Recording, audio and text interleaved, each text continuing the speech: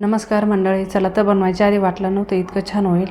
तर आज आपण बनडोसा बनवणार आहोत. त्यासाठी इथे मी 2 वाटी बारीक रवा घेतला आहे. जाड असेल तर बारीक मिक्सरला फिरून घ्या. त्यामध्ये त्याच वाटीने 1 वाटी दही आणि 1 वाटी पाणी घालून 20 मिनटं भिजत ठेवलं आहे.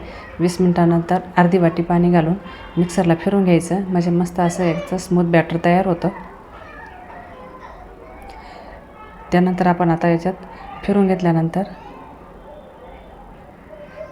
फोडणी देऊया. तेल टाकून त्यामध्ये 1 चमचा चणा डाळ, 1 चमचा उडीद डाळ, 1 चमचा जिरे आणि अर्धा चमचा मोहरी, कापलेली मिरची घालून मस्त फोडणी द्यायची. त्यासोबत बारीक चिरलेला कांदा, टोमॅटो, मीठ, हिरवी मिरची, कोथिंबीर मस्त टाकून मिक्स करायचं. तुम्हाला कुठली भाजी आवडत ती पण बारीक चॉप करून टाकू शकता. मस्त 2 चमचे तेल टाकायचं. इथे माझ्याकडे हा फोडणीचा पॅन आहे, त्यामध्ये मस्त असा 2 चमचे मी बॅटर टाकले. मस्त झाकून ठेवायचं आणि मस्त असे आपले बनडोसे तयार आहेत.